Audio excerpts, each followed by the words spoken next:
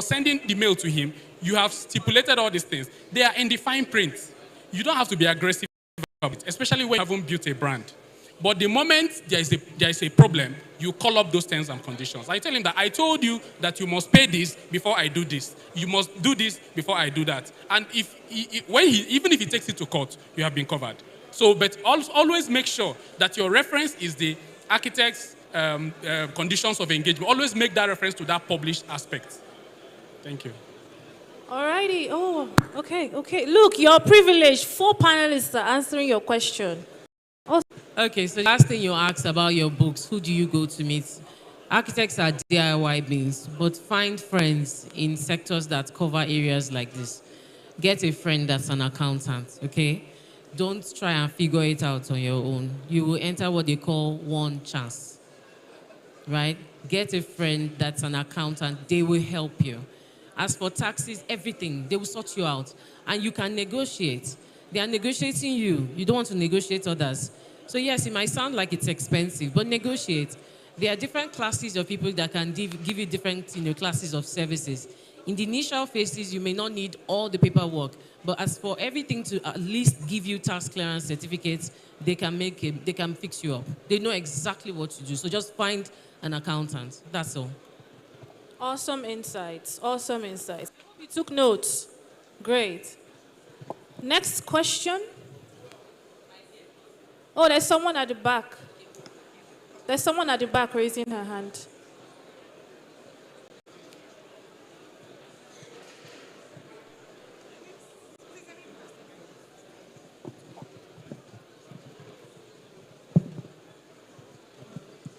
Good day, everyone. Thank you very much to our panelists. It's been very insightful. So, everybody have been talking about collaboration. Your name. Okay, Your name, my name darling. is Miriam. I thought you're Miriam Adedoyin. So everybody have been talking about collaboration, and there's something I've noticed, like from the very first stage of design to the last stage, the pre-design, design, and construction stage.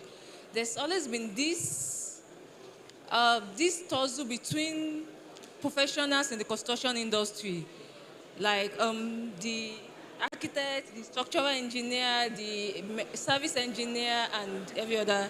So this collaboration you've been talking about, is it just like within architects or other professionals? Every sector, including accountancy. Okay. Because on like my experience so far, maybe the teams I've been with or I'm passing by, there's always been this tussle among professionals in construction industry. When software designers start, when software engineers start their design, they don't really want to care about the architect design. When the mechanical and electrical engineer comes, they just want to do their own. And then the real problem now start doing construction.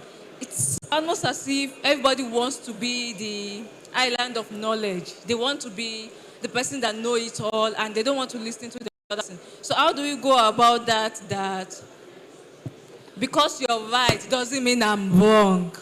Exactly. So the best way to go about that is in the initial phase when you are engaging your client, is you will bridge the subject that you want to select your consulting team. You have to bridge it. Like, he's not mandated to use the team that you bring, but you can pitch to the client that working together with this group of people that you are used to will help him and be beneficial to him. Miriam, I do not believe all consultants are fighting with each other. Everybody just has their little tribe that they are used to. And then also, another thing that works is if you put yourself as a leader that can work with any team, and you know, don't act in a way that triggers their trauma, I'm sure they will open up to you. At the end of it all, every one of them is there to make money. There are reasons why they have given that hesitation in the first place. Because to be honest, architects have done work and put them on the side and acted like they didn't matter. But if you present yourself as someone who is leading and learning and open to advice from them, and you take their feedback constructively and you let them speak, you give them a chance, they will open up to you and work with you. They will recognize you as a leader in this space. Do you understand? But I think it was in the session we had yesterday that Architect Sam was expressing the matrix feel of the industry. Now, we shouldn't just think that we are just at the head and everybody is supposed to follow our lead. Learn how to lead with people, not just as a boss, but as actually a servant leader that carries people along, and they will work with you. Thank you, thank you, thank you. So we're making moves now to round off. We've heard from young architects. Now let's hear from an even younger architect. The youngest architect in the room. Let's hear from him now. We can hear you speak, sir.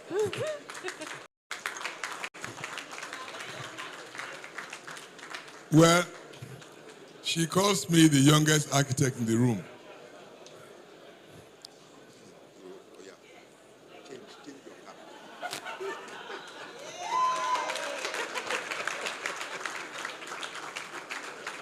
Okay.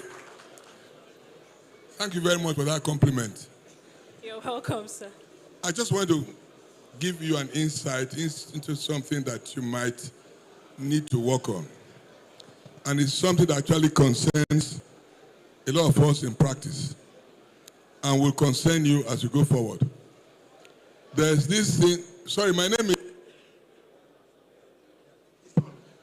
is Architect O.C. Majoro, Charles Majoro, F47. No way! No way!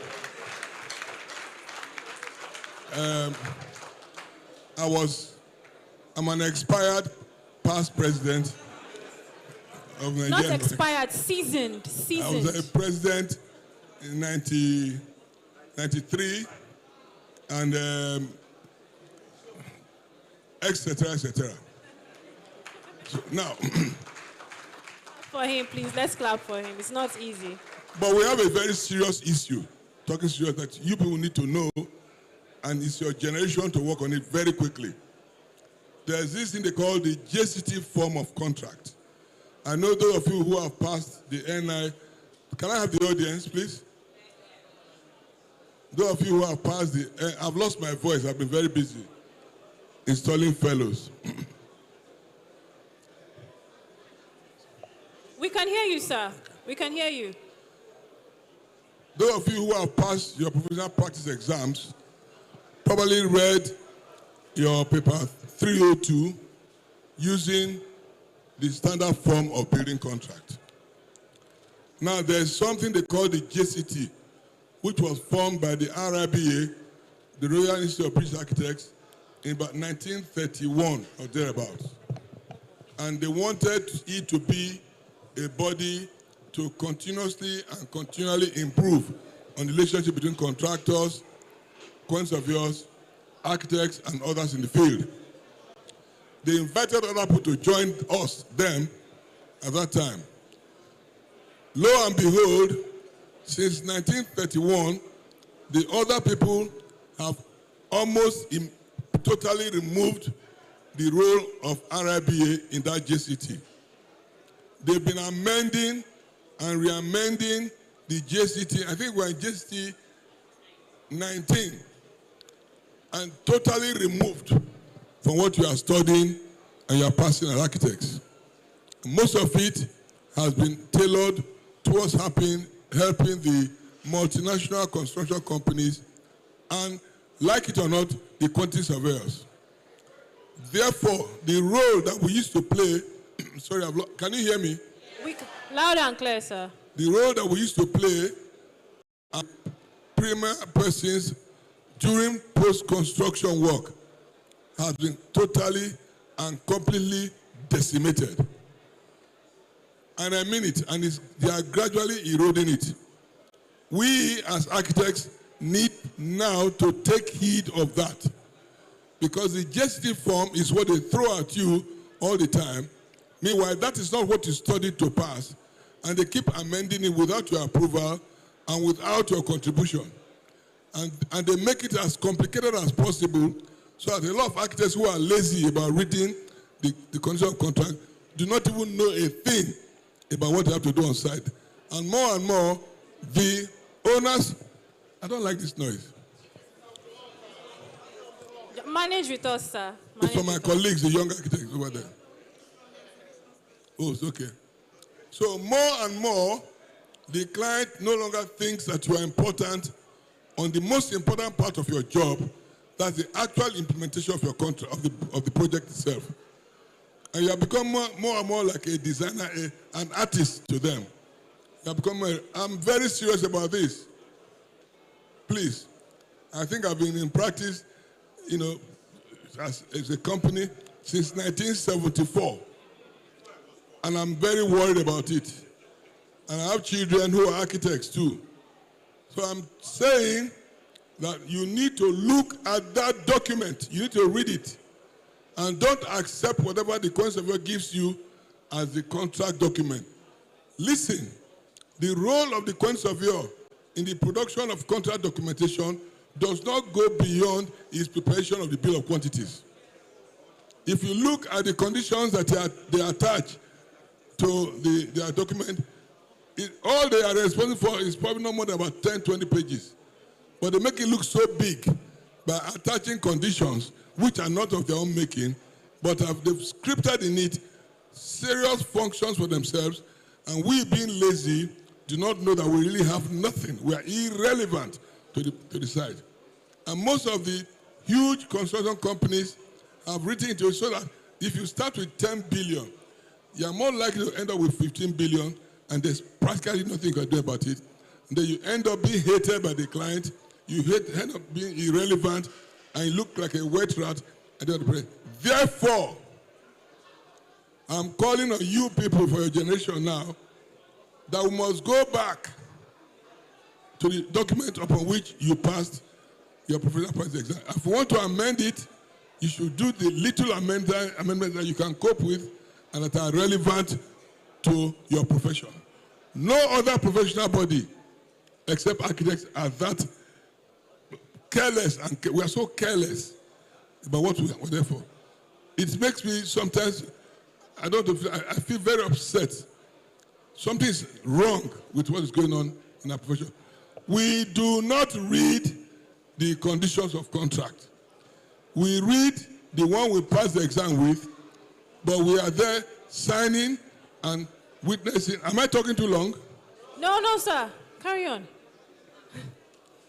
We don't read the conditions. And I'm calling on the NIA and you, who are the next generation, to ensure that we amend what we call, not JCT, we can give it any other name, and we let the clients know that those are the conditions under which we shall supervise this project. The 1996 version, which was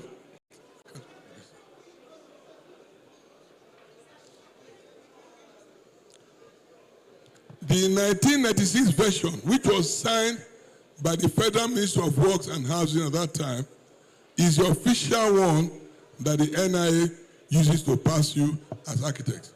And that's the one that you should recognize on your sites. If you are going to amend it, let us sit down together now and make the amendments that we can cope with, and let us take ownership of that document. If any professional group, be they quantity surveyors or a group of contractors calling themselves whatever, and wants to tell the client that that document is unacceptable, and that the one you accept that you will use is the one issued by the Nigerians of Architects. And I'm praying that ACON can behave itself and work together with us so we can now have a joint document that we can use going forward. Thank you very much. Thank you so much. Nuggets of wisdom. Nuggets of wisdom. Nuggets of wisdom.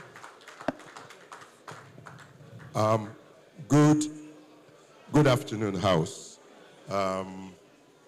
My name is Ladega. Well, a bit far from him, but not too far. When he was president, I was his treasurer. So, to add a bit more to what he has said, and then a comment to the young lady Faithful, just for the benefit of the House. Right now, we face a series of problems with regards to form of contract, because operating in the Nigerian environment right now are several forms of contracts. You have clients who are persuaded by the engineers to use FIDIC, And that creates problems, especially if you work with people in the oil sector, they will impose FIDIC on you. We have even a bigger problem because there is a government parastatal set up by the Public Procurement Act, the BPP, and BPP has a form of contract. There's a BPP form of contract that again seems to be fashioned partly after FIDIC and partly after the World Bank procurement documents. It is quite a contract administrator, SO, supervising officer, etc. So it is a lot of work that needs to be done. Yes, our young people, you have a lot to do. You are the future of the profession. But then the NIA as a whole, and perhaps bodies like ACAN, should also have to sit down, because we must come up with a document for building construction projects in Nigeria. And we'll have to lobby the system to have its acceptance. I attended the last roundtable of the BPP, where they are trying to introduce another document. And going through with them, I raised points for them to observe on almost every page of that document. It was a huge document, but I took time to read it, so I went there prepared. And I made my submission. It was difficult for anyone to controvert. I'm not sure that document is still being pushed now, because they had to go back because we raised too many issues that showed how impractical that document was going to be. We will need to become very vocal advocates, and we will need to let all the decision-making bodies and even the procuring entities, especially outside public procurements, to also understand that the document protects them as well, and it also enables that the projects are well delivered. So there's a lot of work to do. Some of us are ready to volunteer ourselves to act as resource persons, but we need to have a document that we push and get to become the accepted. And also for our exams. Yes, the moment it becomes accepted, we then begin to train those taking the exams to understand it, and we even push it all the way to the schools. Because what you learn in school is JCT. So it means that whatever document we come back up with has to even be pushed all the way to the schools. So it's taught in professional practice from the very beginning. Now to the young lady faithful, and for every one of us here, one of the things I do and I tell people to do is that you must create ab initio a contractual relationship between yourself and your clients. Otherwise, the client is going to be able to play you. You must create a contractual relationship. Someone has spoken about writing letters that contract is implied. The language must be right, and if necessary, get the advice of a senior or even a lawyer to be sure that this letter I write creates a contract between me and this person that is binding. But ultimately, the best thing is to get the conditions of contracts, to get a contract signed between the two of you that binds that person to you and is unable to then easily wriggle out of it. But if you have no binding contract, whoever you are dealing with is at liberty to play you. So it's important from the first day to begin to document in a way and manner that creates a contract. And then on your timelines and co, one of the things I advise people to do, projects like yours where there are timelines and co, best way to communicate often is graphically. Do a program of work, do a program schedule that is so clear, and you give to the person and both of you sign off on it. It becomes also a binding commitment between you, because it means this is what we both agreed. And finally, if any client does not want to do it, know that he does not want to pay you. Very important. Please clap. If you don't want money and want to remain a nice architect, go ahead and be a nice architect. You will not eat nice architecture. If you want to have money, food on the table, don't be afraid to ask for your money. There's no shame in it. You heard it here first. You heard it here first. And if they don't want to do it, know that they don't want to pay you in the long run. So be careful. Thank you. Be very careful. Thank you, sir. Okay, I almost lost my trail of thought. I was going to give you one more piece of advice, but since my Oga has spoken, I should hold my peace. Thank you very much, sir. Thank you very much. So you heard it here first. Be socially aware. From what I've heard, very, very important for you to be socially aware. And aside from that, take contract administration very, very, very, very, very, very seriously. Because everybody is selfish. You're looking for money, the client is looking for value, and they will play you. So play them. Within ethics, play your clients and ensure that you are protected at all times. Unfortunately, we're not going to be able to take more questions or comments, and I'm very sad because there are a lot of people here. Oh, okay, I stand corrected. Oh, men have been talking. Men have been talking, oh, sorry, ma. A woman wants to speak, and we will listen.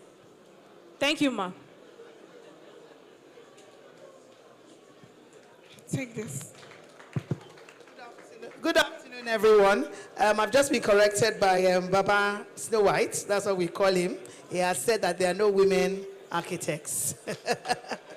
So, I just want to quickly speak on the fact that one of the topics that myself and about that we haven't spoken about, I think it's been touched briefly, training and retraining. If you don't train and retrain, you cannot be successful. Things are happening and things are going on in this profession. You have a lot of people that are coming in to take up our so-called position or leadership. So to be ahead of them, you need to train and retrain. There are a lot of seminars and courses that are supposed to be available in the Nigerian Institute of Architects, where you get your CDP points, your continuous assessment points. Engage in this, because you have architects of repute, seasoned architects that will be taking those sessions and will be able to commit, proper experience to you. The other issue, of course, they've mentioned is taking your exams, preparing well, and the ability to train. Another thing I see about the young architects is that you don't want to spend a lot of time training. You don't. You want to leave, maybe you are lucky to pass your exams. If you go to some very good schools, you pass exams in 2-3 years, and you want to start your firm immediately. It's more than exams. It is more than exams. It is more than exams. So please, I'd like to emphasize on this. Then, Faithful, you could also use a Microsoft project. It's very simple. It deals with time, program of works. It deals with resources. It deals with money. A lot of people look at Microsoft project as not being very robust. It's one of the simplest and robust, simple software you can use for scheduling, and it can give you your money. So you keep on communicating. Communication is important. At a point before you get to that milestone where you need more, your client already has the latest stage of work you have attained. It's telling him about the resources. Are the resources overworked? Do you need more help on certain tasks? Are you due for money in the next 2 weeks or the next 1 week? So communication. Thank you very much. Thank you. My name is Architect Okuboyejo. I'm very, very interested in working with young architects. And I think, Faith, I think you are supposed to be on.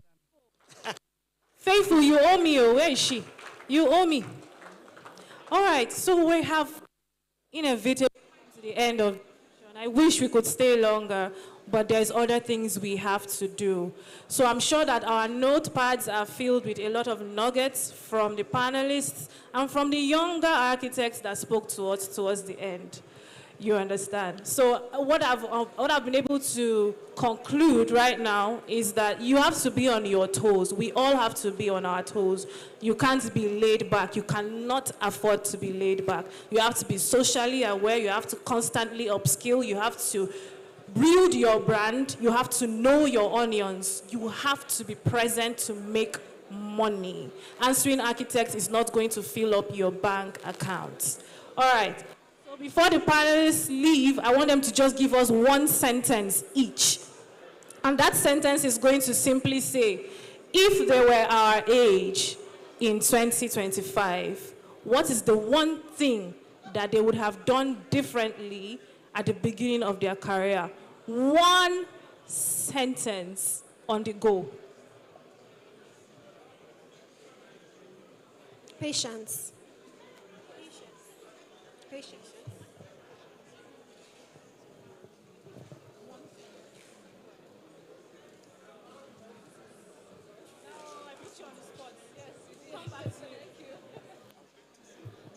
Okay, I will say progress, not perfection. Make progress. I would say stay confident. You are not rude. Stay confident. You are not rude, especially when you're petite and female like me. Stay confident. Don't be rude. You are not rude. Be patient and also progress more than you want to be perfect. Just start. Just start. You can start anything these days from the inside of your room. You can just be in the bathroom now, open Instagram page, and you are set and ready to go. Take your presence serious. Are you ready now? Okay, so I was caught off guard. I would say don't stop, just keep going. Don't stop, just keep going. Raise them, raise them, raise them, raise them. That's what she has said. All right, I think we have come to the end. They have tried. They've given us about 2 hours of their time, and they have to go and rest. So me too, I'll go and rest, and I'll hand over to my colleague who introduced me to the stage to come back and continue where she stopped. Thank you very much for your time. I appreciate it. Before you leave, before our panelists leave, let's just have a group photograph. All the panelists with the moderator. Please, where are we? Media, where are we? All right.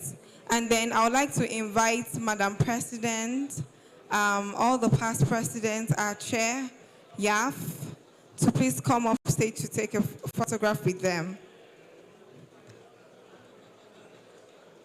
Let's have our strategic committee members as well. Please come off stage for a group photograph with them.